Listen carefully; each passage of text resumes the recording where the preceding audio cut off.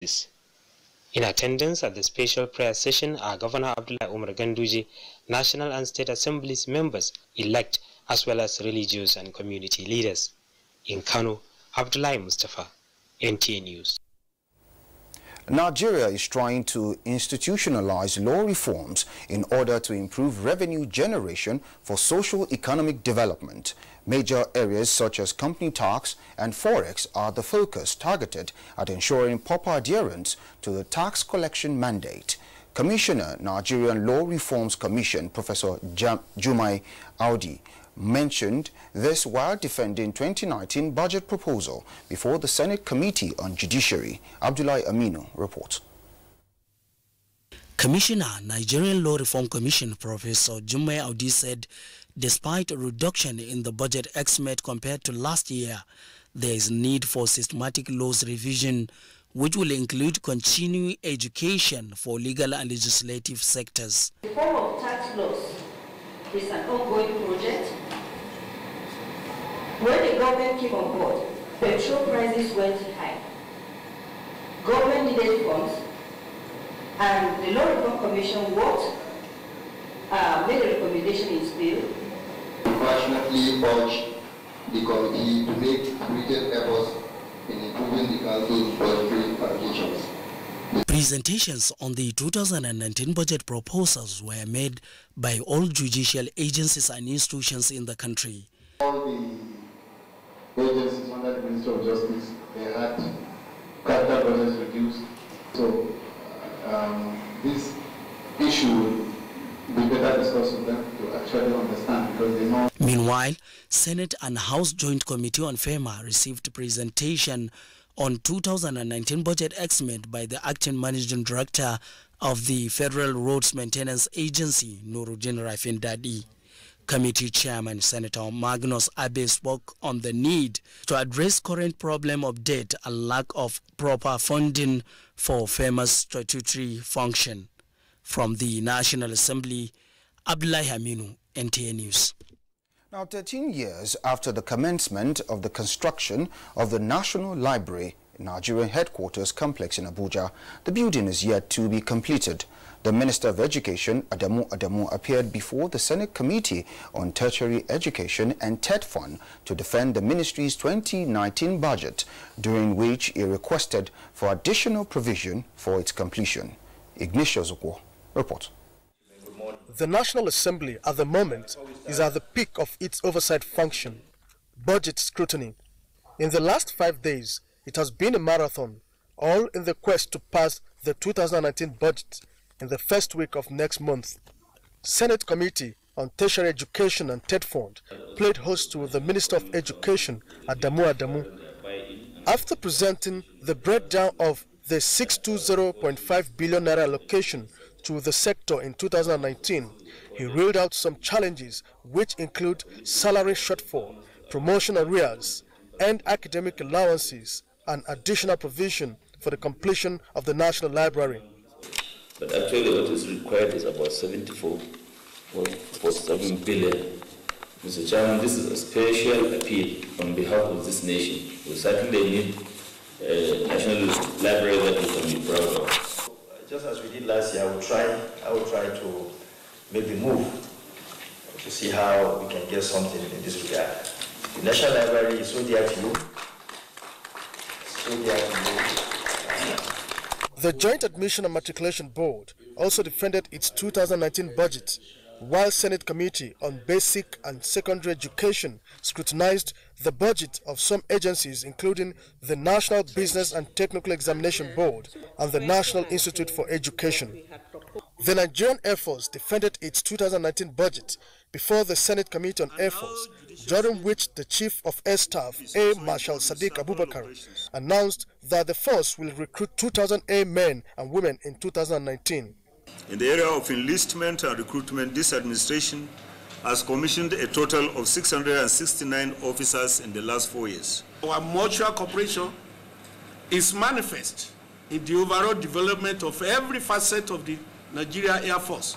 At the next conference room, the Ministry of Justice was justifying its 2019 financial proposals before the Senate Committee on Judiciary, Human Rights and Legal Matters.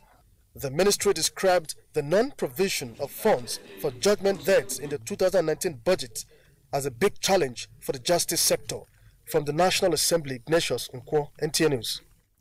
Scientists from parts of Africa are analyzing a program that can enhance the power of financial and health service, among others, if properly assimilated.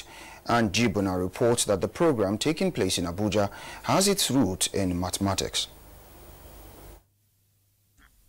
The Python program was born from the collective effort of scholars in the Mathematics Analysis and Optimization Group, MANOG.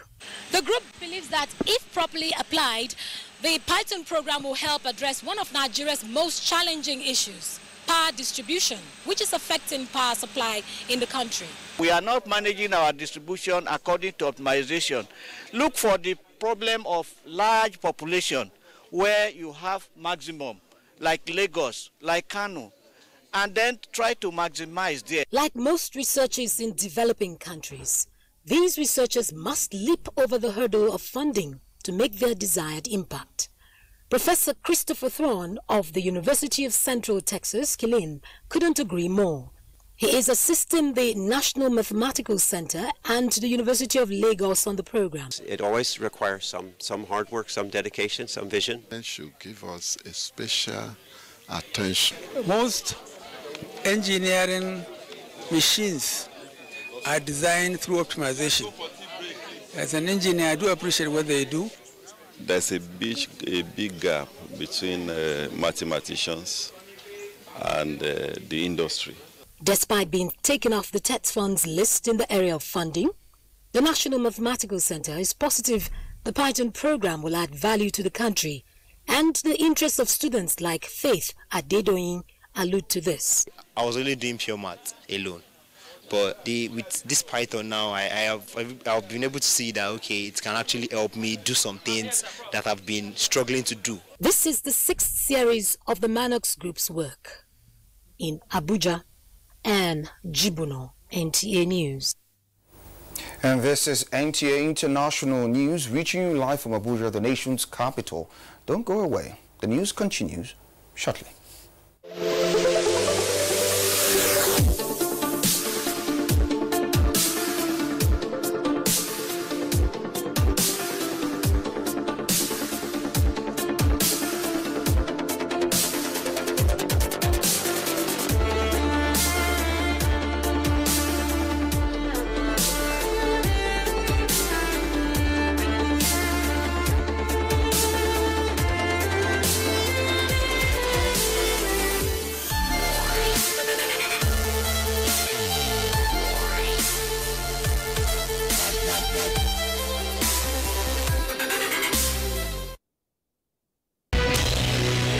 NTA International News. Africa as it is. Many thanks for staying tuned. Ado Also Adamo is standing by with stories that made the headlines during the week. Welcome to this segment of the news where we bring you a review of major events of the week.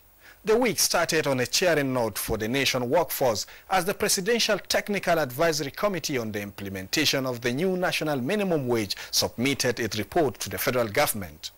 The report contained far-reaching recommendations on how best to fund in a sustainable manner the additional cost of implementing the salary increase for workers in the country. And determined to have a strong focus, unadulterated and patriotic leadership of the 9th Senate, President Muhammadu Buhari convened a strategic meeting with the returning and newly elected senators, governors, as well as members of the National Working Committee of the All Progressives Congress over the week on the best way forward. And determined to increase access, President Muhammadu Buhari launched a micro-pension plan for self-employed Nigerians over the week. The program is conceived for Nigerians in the informal sector of the country. The President appeals to trade association, workers' union and non-governmental organizations in the informal sector to join hands with the government in enlightening their members on the importance of the scheme.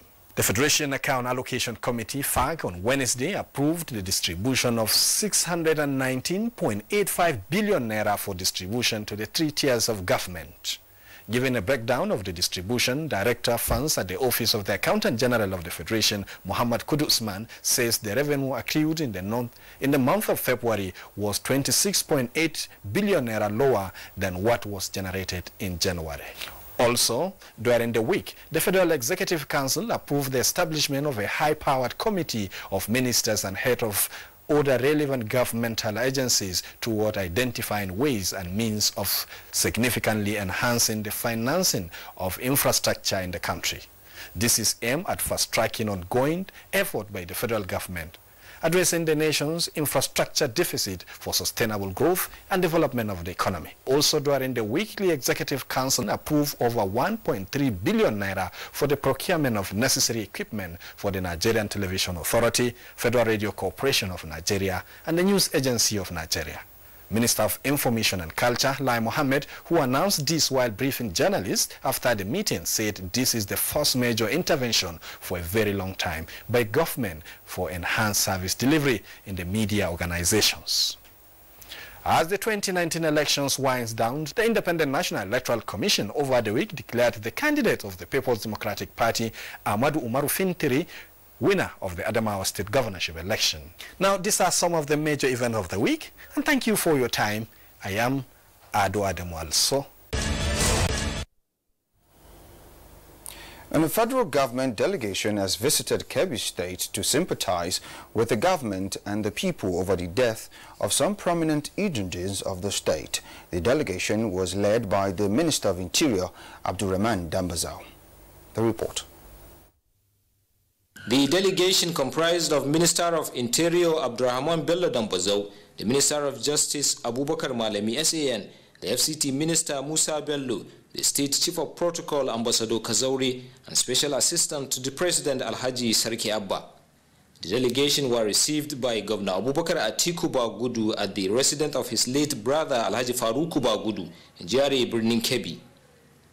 The Minister of Interior who led the delegation said President Muhammadu Buhari extended his condolence to the people of Kebbi State and the governor over the demise of his brother Alhaji Faruku Bagudu and two elder statesmen, the former Secretary to Kebbi State Government Alhaji Bala Musa Sakaba and the member House of Representatives representing Yawuri Shanga Ingaski Alhaji Muhammadu Dantani, who died recently.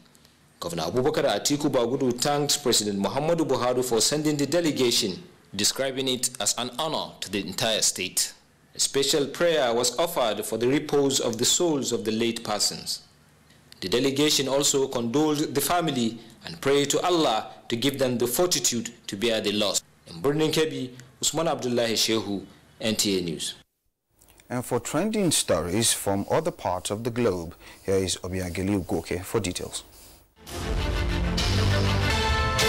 Tunisia has delayed the first round of its presidential elections by 1 week to November 17. The initial date had been set for November 10th, but this conflicted with an Islamic holiday when many Tunisians are traveling. The parliamentary race is expected to be fought closely by the moderate Islamist Ennahda party, the more secular Tahil Toni's party of Prime Minister Youssouf Said, and the Nidal Toni's party led by Hafida Kaid, the president's son. They ruled the North African country together, but their coalition has been hit by infighting that has hampered decision-making and slowed economic reforms demanded by foreign donors. In a latest development, British Prime Minister Theresa May and her cabinet are looking for ways to bring her EU withdrawal agreement back to the Commons for a fourth attempt at winning MPs' backing. May says the UK would need an alternative way forward after her plan was defeated by 58 votes on Friday. Members of Parliament from all parties will test support for other options during a second round of indicative votes on Monday. Obiageli Ugoke, NTA News. And now to sports, coach Thomas Dennerby promises good outing by the Super Falcons in France. Let's join Kene Mabudige with the details.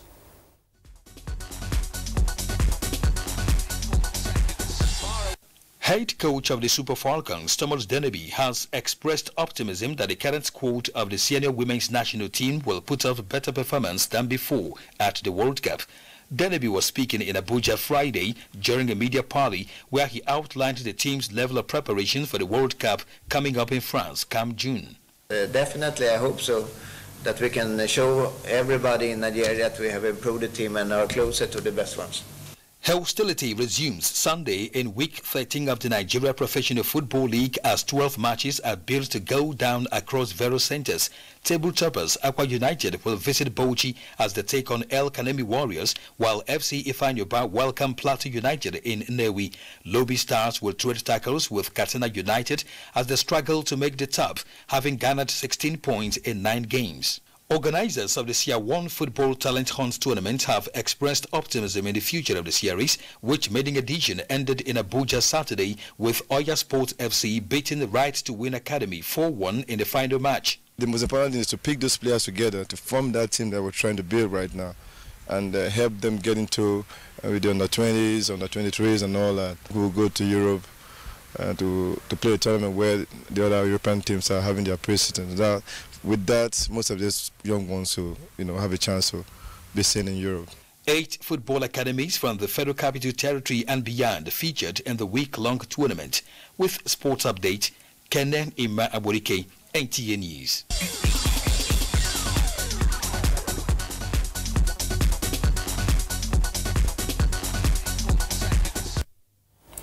And next is a quick check on Sunday's weather prospect for Nigeria and some cities of the world.